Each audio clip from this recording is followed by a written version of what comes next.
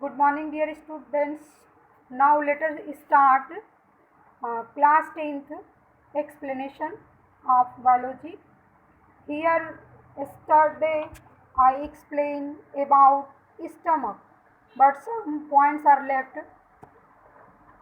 Now again I start from stomach. All of you know that stomach secrete HCl. HCl, what is the work of HCl? It provides acidic medium for pepsin. जैसा कि आप लोग जानते हैं कि stomach जो है HCl को सिक्रीट करता है, उसका वर्क क्या होता है HCl का? पेप्सिन के लिए क्या करता है? एसिडिक मीडियम प्रोवाइड करता है. किसके लिए? पेप्सिन के लिए. क्या प्रोवाइड करता है? एसिडिक मीडियम प्रोवाइड करता है. तो ये आप लोग को क्लियर हो गया होगा कि एसिडिक मीडियम प्रोवाइड करता है कौन? HCl hydro. और दूसरा वर्क, ये फॉरेन पार्टिकल्स को भी डिस्ट्रॉय करता है जो कि हम लोग के लिए क्या होते हैं? हार्मफुल होते हैं. और इसके साथ साथ स्टमक में म्यूकस भी सीक्रेट होता है. म्यूकस क्या होता है? म्यूकस एक चिपचिपा पदार्थ होता है जो कि स्टमक के इनर लाइनिंग को क्या करता है? प्रोटेक्ट करता है ताकि उसको एसिड जो है वो डिस्ट्रॉय न कर दे. तो ये टॉपिक मेरा छूटा था yesterday. Now we come on the next page. I have often heard adults claiming about acidity. तो जब HCl की मात्रा ज़्यादा मात्रा में हो जाती है, HCl ज़्यादा सीक्रेट होने लगता है, तो उसी कंडीशन को एसिडिटी बोलते हैं. The exit of food from the stomach is regulated by sphincter muscles which release in small amounts into the small intestine. Sphincter muscle जो होता है वो क्या करता है? इसका वर्क क्या है? Sphincter muscles which release it in amounts into the small intestine. और कुछ अमाउंट्स इसका जो है सेल का जो है किस में चला जाता है? स्मॉल इंटेस्टाइन में भी थोड़ा बहुत जाता है. From the stomach the food now इंटर्स the small intestine. या आप ये कह सकते हो कि जो एसिडिक फूड होता है, एसिडिक मीडियम, वह पेप्सिन के द्वारा, पेप्सिन जो है कि इस HCl को लेके अपना वर्क करती है. इसके बाद जो भोजन होता है वो स्मॉल इंटेस्टाइन में पहुंच जाता है. स्मॉल इंटेस्टाइन जो होती है वो कहीं कहीं पे बड़ी होती है, कहीं छोटी होती है. किसी किसी ऑर्गेनिज्म में स्मॉल इंटेस्टाइन लंबी होती है और किसी में जो है कि छोटी होती है. इसके बारे में आपने सुना होगा. स्मॉल इंटेस्टाइन में पूरा डाइजेशन का वर्क होता है. The food which we eat digested in the small intestine. All of you know it. Animals depending on the food they eat. Herbivorous.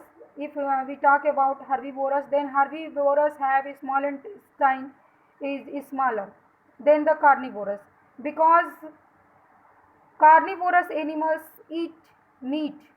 Carnivorous animal जो होते हैं मीट खाते हैं, जिसकी वजह से उनकी जो स्मॉल इंटेस्टाइन होती है वो छोटी होती है, क्योंकि मीट जो है वो आसानी से पच जाता है. जबकि हर्बीवोरस एनिमल्स में ये स्मॉल इंटेस्टाइन जो होती है वो लंबी होती है. क्यों? क्योंकि हर्बीवोरस एनिमल्स हर्ब्स खाते हैं जिसमें सेलुलोज होता है और सेलुलोज जो है आसानी से पचता नहीं है. इसलिए जो है कि हर्बीवोरस एनिमल में जो स्मॉल इंटेस्टाइन होती है वो लार्ज होती है. ये क्वेश्चन बहुत बार पूछा जाता है.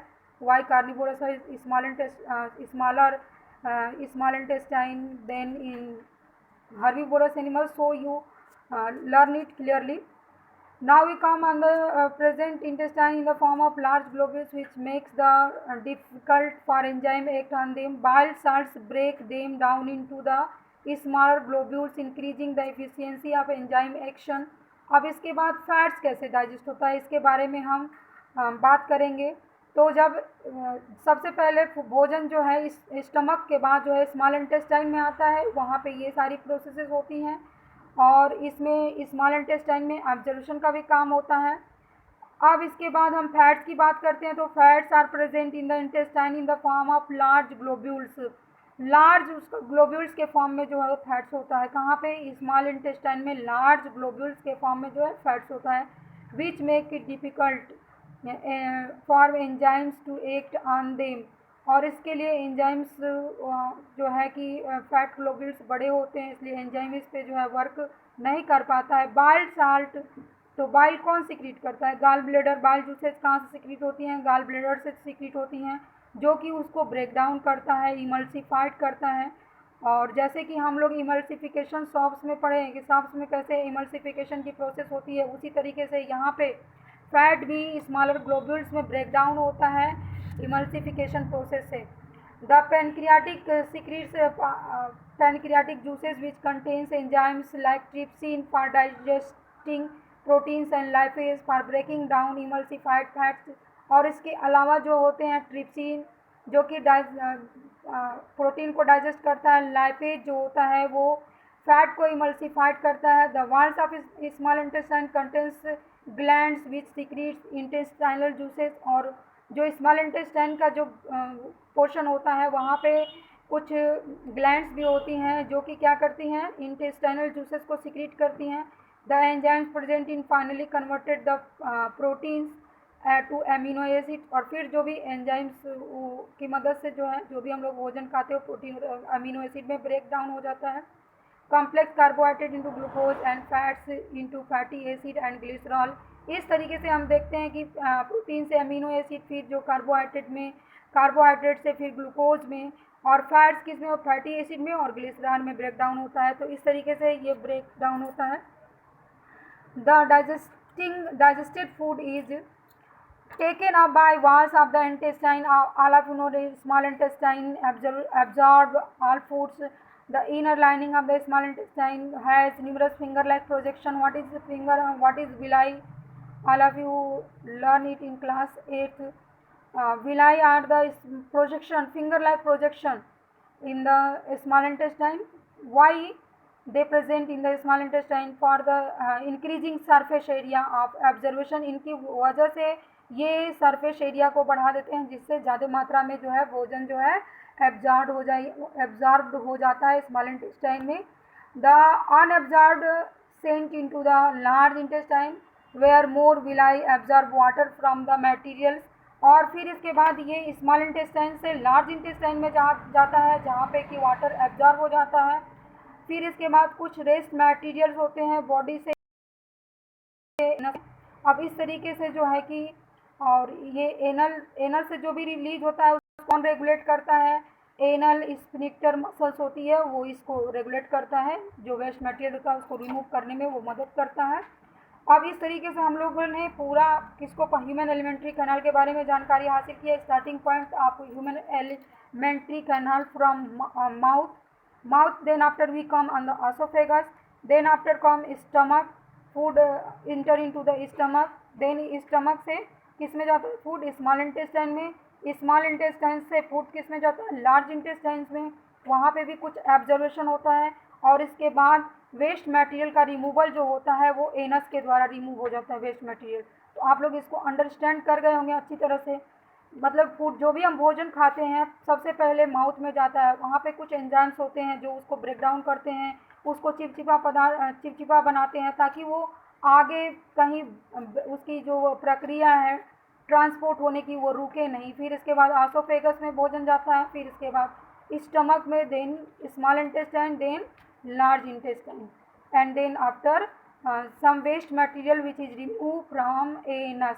तो इसमें इसके बीच में बहुत सारे एंजाइम्स के बारे में हमने बताया जो कि इसके बीच में आते हैं। तो आप लोग ये सब पढ़ लीजिएगा और अच्छे से अंडरस्टैंड कर लीजिएगा। Now we come on the topic respiration. All of you know term respiration, taking of oxygen and removal of carbon dioxide, normally known as respiration. But in detail we study here what is one experiment is showing in the figure, air bubbles here, पिचकारी और rubber tube and lime water को लिया गया है, पिचकारी को लिया गया है और एक रबर ट्यूब है। और ट्यूब में जब माउथ से आप फूकेंगे, एयर पास करेंगे तो उस कंडीशन में क्या होता है, लाइम वाटर जो है उसे जो है कि गैस रिलीज होती है। तो ये क्या शो करता है कि हम लोगों जो अभिक्रिया शो करता है और रिएक्शंस होते हैं यहाँ पे, जिससे ये प्रूफ हो जाता है कि हम लोग जो है कार्बन डाइऑक्साइड को क्या करते हैं, रिलीज करते हैं। We have discuss nutrition in organism in the last section. इससे पहले हमने न्यूट्रिशन के बारे में पढ़ा। The food material taking during the process of nutrition use in the cells provide energy for various life processes, और जो भी एनर्जी से रिलीज होती है उसी के द्वारा हम लोग अपने सारे लाइफ प्रोसेसेस को परफॉर्म करते हैं। Diverse organism do this in the different way, कुछ ऑर्गेनिज्म ऐसे होते हैं जो कि इसको अलग अलग तरीके से करते हैं। Some use oxygen to break down glucose completely into carbon dioxide and water, कुछ ऐसे ऑर्गेनिज्म होते हैं जो ऑक्सीजन का यूज करके ग्लूकोज को जो है पूरी तरह से कार्बन डाइऑक्साइड में और वाटर में जो है ब्रेक कर देते हैं। Some other pathway that do not involve oxygen, कुछ ऐसे भी होते हैं जो कि ऑक्सीजन नहीं लेते हैं और अपने वर्क को परफॉर्म करते हैं। In all cases the first step is the break down of glucose, और दोनों केसेस में सबसे पहले किसका ब्रेक डाउन होता है? ग्लूकोज का ब्रेक डाउन होता है। Glucose A 6 carbon molecules into the 3 carbon molecules called pyruvate, glucose के बाद पहले ग्लूकोज जब ब्रेक डाउन होता है टूटता है तो 6 कार्बन मॉलिक्यूल्स बनता है, और उसको जो है कि किसके नाम से 6 कार्बन मॉलिक्यूल्स, फिर 6 कार्बन मॉलिक्यूल से ये 3 कार्बन मॉलिक्यूल्स में जो है ब्रेक डाउन हो जाता है, जिसको हम लोग पायरुवेट कहते हैं। आप लोग ग्लूकोज का फार्मूला क्लियर होगा, C6H12O6, here carbon is 6 but in pyruvate formula carbon is 3. So here given that process takes place in the here given that 6 carbon molecules break down into the 3 carbon molecules called pyruvate. This process takes place in the cytoplasm. कहाँ पे होता है ये process? Cytoplasm. Further the pyruvate में be converted into ethanol and carbon dioxide, और फिर इसके बाद जो है कि पायरुवेट जो है कन्वर्ट हो जाता है किसमें? इथेनॉल में और कार्बन डाइऑक्साइड में। This process takes place yeast during fermentation, और ये प्रोसेस जो होती है वो किस में होती है? ईस्ट में होती है, और ये प्रोसेस कहलाती है क्या? फर्मेंटेशन। तो आप लोग इसको अंडरस्टैंड कर चुके होंगे। ग्लूकोज C6H12O6 इसका फार्मूला होता है, और ये पायरुवेट में ब्रेक डाउन हो जाता है जो कि 3 कार्बन कंपाउंड है। फिर इसके बाद जो है कि ये इथेनॉल में और कार्बन डाइऑक्साइड में ब्रेक डाउन हो जाता है। ये प्रोसेस क्या कहलाती है? Fermentation. Since the process takes place in the absence of oxygen, और ये प्रोसेस यानी कि पायरुवेट का जो ब्रेक डाउन हो रहा है किसमें? इथेनॉल में और कार्बन डाइऑक्साइड में, ये एब्सेंस ऑफ ऑक्सीजन हो रही है, इसलिए इसको बोलते हैं एनारोबिक रेस्पिरेशन। क्या बोलते हैं? Anaerobic respiration. Since the process takes place in the absence of oxygen, so it is known as anaerobic process. Breakdown of pyruvate using oxygen takes place in mitochondria. अब ये जो प्रोसेस थी इससे पहले जो हमने एक्सप्लेन किया था वो साइटोप्लाज्म में होता है। एनारोबिक रेस्पिरेशन कहाँ होता है? साइटोप्लाज्म में। Now we come on the aerobic respiration, जो कि कहाँ होता है? माइटोकॉन्ड्रिया में, in the presence of oxygen. तो यहाँ पे जो है कि एक चार्ट भी बिल्कुल क्लियर आपको दिखाई दे रहा है कि वहाँ पे आपको डिटेल में समझाने की आवश्यकता नहीं है। यहाँ पे क्लियरली ग्लूकोज 6 कार्बन कंपाउंड दिखाई दे रहा है आपको। Glucose 6 carbon compound in cytoplasm में पायरुवेट जो है कि 2 कंडीशंस दिखाई गई हैं। पायरुवेट 3 कार्बन मॉलिक्यूल्स बनता है, और lack of oxygen in our muscle cells, कभी कभी ये हमारे मसल सेल्स में भी ऑक्सीजन के प्रेजेंस में ब्रेक डाउन हो जाता है। लैक्टिक एसिड प्लस एनर्जी का निर्माण करता है, जिसकी वजह से हम लोग के कभी कभी एक्सरसाइज करते हैं तो दर्द होता है पैर में, वो किसकी वजह से होता है? Due to the formation of lactic acid. Lactic acid का फॉर्मेशन हो जाता है किसकी कमी में? ऑक्सीजन नहीं मिलती है। ऑक्सीजन नहीं मिलने से क्या हो जाता है? लैक्टिक एसिड फॉर्म हो जाता है, जिससे हम लोग हैवी एक्सरसाइज करते हैं तो जो है कि हमारे पैरों और हाथ में क्या होने लगता है? दर्द होने लगता है। Absence of oxygen in yeast में ethanol plus carbon dioxide plus energy, आपको एकदम क्लियर इस चार्ट के द्वारा एकदम सब क्लियर हो जाएगा। एब्सेंस ऑफ ऑक्सीजन या इथेनॉल और कार्बन डाइऑक्साइड प्लस एनर्जी का निर्माण होता है, और presence of oxygen in mitochondria होता है। ये माइटोकॉन्ड्रिया में प्रोसेस होती है, कार्बन डाइऑक्साइड प्लस वाटर जो है वो रिलीज करता है। तो ये वेरियस पाथ ब्रेकडाउन था, वेरियस पाथवे था किसका? ग्लूकोज का। कैसे ब्रेकडाउन हो जाता है? The energy release during the cellular respiration is immediately use to synthesize molecules called ATP, और जो भी एनर्जी इससे मिलती है वो किसका सिंथेसिस करती है? एटीपी का सिंथेसिस करती है। ATP is broken down giving rise to fix amount of energy which can derive the endothermic reaction taking place in the cells, और इसका एनर्जी का यूज कौन करता है? सेल्स करती हैं, और यहाँ पे एंडोथर्मिक प्रोसेस होती है। एटीपी के बारे में दिया हुआ है, आपको मालूम है कि एटीपी का फुल फॉर्म एडिनोसिन ट्राइफॉस्फेट होता है। ADP का फुल फॉर्म एडिनोसिन डाइफॉस्फेट होता है। यहाँ पे दिखाया है ATP, ADP। ADP में जब एक P प्लस फॉस्फेट जुड़ता है तो ATP का फॉर्मेशन होता है। Since the aerobic respiration pathway depends on the organism's need ensure that there is a sufficient intake of oxygen. Aerobic respiration में क्या होता है, ऑक्सीजन की आवश्यकता ज़्यादा होती है। We have seen that plant exchange gases through the stomata, और प्लांट्स में जो गैसेस का एक्सचेंज होता है वो स्टोमेटा के द्वारा होता है। And the larger intercellular spaces ensure that cells are in contact with the carbon dioxide and oxygen are exchange by diffusion here. और इस आपको मालूम है कि स्टोमेटा में जो है डिफ्यूजन प्रोसेस जो है होती है, इसको आपने 9th में अच्छे से पढ़ा होगा। What is diffusion? Diffusion is the movement of molecules from higher concentration to lower concentration. तो इस तरीके से जब कार्बन डाइऑक्साइड जहाँ भी ज़्यादा रहता है तो वो लो की तरफ जाना चाहता है, तो इस तरीके से जो ऑक्सीजन का एक्सचेंज होता है, they can go in to the cells or away from and out into the cells. क्या होता है, अवे भी हो सकते हैं, आउट इनटू द एयर हो जाता है। Direction of diffusion depends upon the environmental condition and requirement of the plant. और जो भी डायरेक्शन होता है डिफ्यूजन का वो किस पे डिपेंड करता है, इन्वायरमेंटल कंडीशन पे डिपेंड करता है। At night when this no photosynthesis occurring CO2 elimination is the major exchange activity going on. जब रात में क्या होता है, जो फोटोसिंथेसिस नहीं होता है तो कार्बन डाइऑक्साइड जो है रिलीज होती है एटमॉस्फेयर में। During the day CO2 generated during respiration is use by photosynthesis. और दिन के समय हम लोग कार्बन डाइऑक्साइड को रिलीज करते हैं और इसका कंसंट्रेशन इन्वायरमेंट में ज़्यादा होता है, जिससे प्लांट जो है इसको आसानी से डिफ्यूजन के द्वारा अपने अंदर ले लेते हैं स्टोमेटा की मदद से। Instead oxygen release the major event at the this time. और जो है कि फोटो ऑक्सीजन जो है कि रिलीज करते हैं, कब करेंगे, मॉर्निंग में जब फोटोसिंथेसिस होती है उस समय ऑक्सीजन प्लांट जो है वो रिलीज करते हैं। Animals have evolve different organ for the Uptake of oxygen from environment and getting ride of the carbon dioxide produce. क्या होता है कि एनिमल्स के पास अलग अलग ऑर्गन होता है ऑक्सीजन को लेने के लिए और कार्बन डाइऑक्साइड को रिमूव करने के लिए। Terrestrial animals can breathe oxygen in the atmosphere but animals that live in water need to use the oxygen dissolve in water. हम लोग ऑक्सीजन अपने ऑर्गन से लेते हैं, टेरेस्ट्रियल एनिमल्स या प्लांट जो है कि अपने ऑर्गन से लेते हैं ऑक्सीजन को।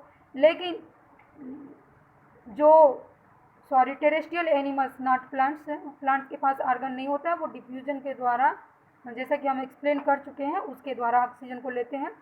टेरेस्ट्रियल एनिमल्स जो होते हैं उनके पास ऑर्गन्स होते हैं जिसके द्वारा वो ब्रीथ करते हैं, सांस लेते हैं। लेकिन जो एनिमल्स जो है कि वाटर में पाए जाते हैं वो कहाँ से इस प्रोसेस को करते होंगे, तो वो डिजॉल्व ऑक्सीजन जो कि वाटर में होती है उसको यूज़ करते हैं।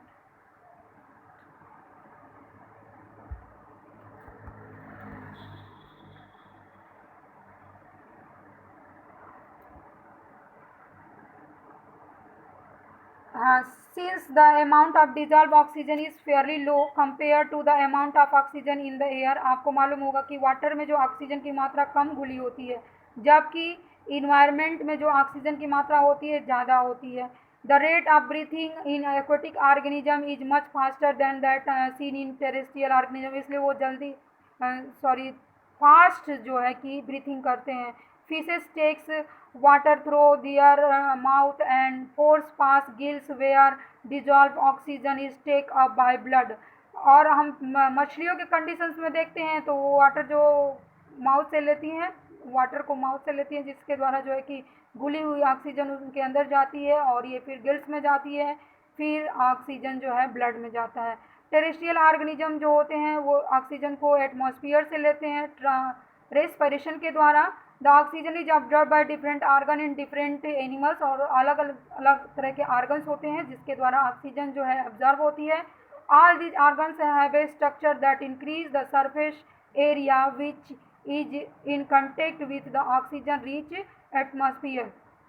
स्ट्रक्चर इंक्रीज सरफेस एरिया, वो अपना सरफेस एरिया बढ़ा लेते हैं, जिससे कि क्या होता है कि ऑक्सीजन को ले लें। Since the exchange of oxygen and carbon dioxide takes place across this surface, the surface is very fine and delicate। जो भी सरफेस होता है वो बहुत ही फाइन होता है और डेलिकेट होता है। In order to protect this surface it is usually placed with the body, so there have to be passage flat takes into area. In addition, there is a mechanism for moving the air in and out of the area where oxygen is absorbed. Here area जो होता है, जो भी हम लोग gases का exchange करते हैं, वो बड़ा उसको इंक्रीज करना पड़ता है ताकि हम लोग ज़्यादा मात्रा में जो है क्या करें, ऑक्सीजन को लें और कार्बन डाइऑक्साइड को रिमूव करते रहते हैं। In human being air is taken into the body through the nostrils, और ह्यूमन्स बीइंग में जो है कि जो ऑक्सीजन हम लोग लेते हैं वो किसके द्वारा लेते हैं, नॉस्ट्रिल्स के द्वारा, नाक के द्वारा। सब लोग इससे एकदम क्लियरली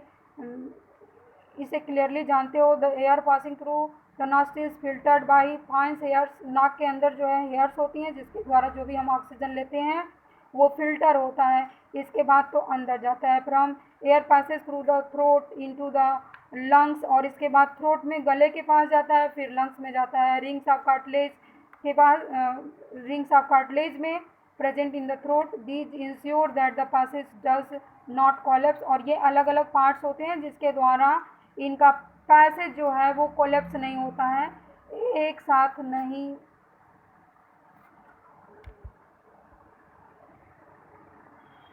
नहीं आते हैं। Here we look on the figure. Human respiratory system, nasal passage, first parts of respiration is nasal passage, then we come on the mouth cavity, and then pharynx, then larynx, and after this trachea। pharynx, larynx जो होती है उसको vocal cord भी बोलते हैं, ये आवाज़ produce करने में मदद करती है। रिंग्स ऑफ कार्टिलेज हैं, इसके बाद लंग्स है, फिर रिब्स है, फिर डायफ्राम है, bronchi, then after bronchioles, alveolar sac, और फिर रेस्पिरेटरी ब्रोंक्यूल्स को बड़े में दिखाया है कि रेस्पिरेटरी ब्रोंक्यूल्स। तो इस तरीके से अगर हम पूछते हैं कि ऑक्सीजन जो है कहाँ से इंटर करता है, तो सबसे पहले नासल पैसेज में जाएगा, then trachea, then larynx, then trachea, then rings of cartilage, then after bronchi, and फिर after this bronchioles, alveolar sac. तो इस तरीके से जो है ऑक्सीजन का जो है एक्सचेंज होता है। Within the lungs, the passage divided into the smaller and smaller tubes, which finally within the lungs the passage divided into smaller and smaller tubes। क्या होता है, जो लंग्स में, फेफड़े में जो है कि जो इसका रास्ता होता है, जो जहाँ से ये एयर पास होती है, वो बहुत ही स्मॉलर ट्यूब में जो है डिवाइड होता है। Finally terminate into balloon like structure which is called alveoli, और फिर इसके बाद एल्वोलाई का स्ट्रक्चर आप लोग को फिगर में क्लियर होगा, जो कि बैलून लाइक होता है, बैलून के संरचने के आकार का होता है, गुब्बारे की तरह का होता है, जिसमें एयर जो है पास होती है। The alveoli provide surface where the exchange of gases can takes place, और ये सर्फेस प्रोवाइड करती है जहाँ पे ऑक्सीजन का जो एक्सचेंज होता है वो होता है। The walls of alveoli contains extensive network of blood vessels, और इसमें ब्लड वेसल्स भी होती हैं। As we have seen earlier years when we breathe in we lift our ribs and flatten diaphragm, और हम लोग जब सांस लेते हैं या सांस छोड़ते हैं तो हम लोग का डायफ्राम ऊपर नीचे करता है। ये हम लोग अपने चेस्ट पे हाथ रख के भी महसूस कर सकते हैं। And the chest cavity becomes large as a result, और जिसकी वजह से अगर हम सांस लेते हैं, अंदर लेते हैं, तो हम लोग की चेस्ट कैविटी जो है इंक्रीज करती है, और जब छोड़ते हैं तो वो डायफ्राम जो है ऊपर की तरफ हो जाता है। Because of this air is sucked into the lungs and feel in the expand alveoli. Alveoli में जब एयर भरती है तो इसी से हमारा जो चेस्ट होता है वो एक्सटेंड कर जाता है। The blood brings carbon dioxide from the rest of the body for release into the alveoli, और इसमें जो है कि इसके बाद जो है ब्लड क्या करता है, तब तक कार्बन डाइऑक्साइड को ला के एल्वोलाई में छोड़ देता है। And the oxygen in the alveolar air is taken up by blood in the alveolar blood vessels to transport all the cells in the body। फिर वहाँ से वो ऑक्सीजन को कैरी करता है और पूरे बॉडी में पहुँचाता है। इस तरह से गैसेस कार्बन डाइऑक्साइड का और ऑक्सीजन का एक्सचेंज होता है। During breathing cycle when air is the inside let out, the lungs always contain this dual volume of that there sufficient time oxygen to absorb and for the carbon dioxide to be released। और जब breathing cycle होता है, air जब हम लोग लेते हैं, let out the lungs away contain this dual volume, कुछ उसका वैल्यूम बचा भी रह जाता है, so that there is sufficient time for oxygen to absorb and the carbon dioxide to be released। इसलिए जो है कि कुछ समय बच जाता है जिसके द्वारा हम लोग ऑक्सीजन को absorb कर लेते हैं और कार्बन डाइऑक्साइड को रिलीज करते हैं।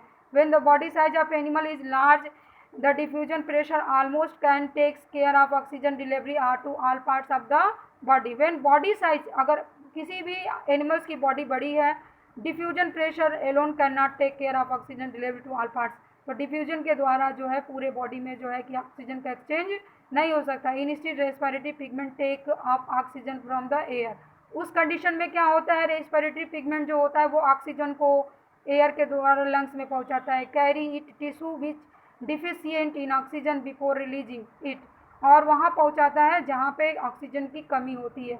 In humans affinity for oxygen, in humans beings respiratory pigment is haemoglobin. हम लोग के ब्लड में कौन सा पिगमेंट पाया जाता है, हीमोग्लोबिन पाया जाता है, जो कि किसको कैरी करता है, ऑक्सीजन को कैरी करता है और पूरे बॉडी पार्ट्स में पहुंचाता है। केवल डिफ्यूजन के द्वारा ऑक्सीजन पूरे बॉडी पार्ट में नहीं पहुंच सकती। The pigment is present in the red blood corpuscles, और ये जो पिगमेंट होता है, हीमोग्लोबिन पिगमेंट जो होता है वो कहाँ पाया जाता है, blood corpuscles. Here haemoglobin and haemoglobin pigment is important. Affinity इसका लगाव जो होता है ऑक्सीजन के प्रति बहुत ज़्यादा होता है।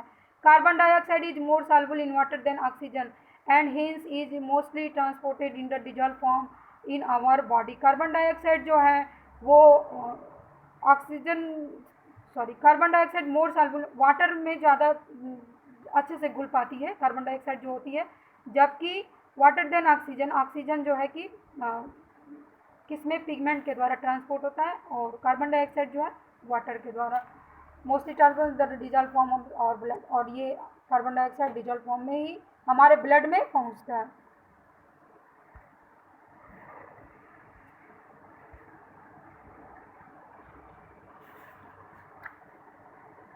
Now we stop, और next topic we start tomorrow.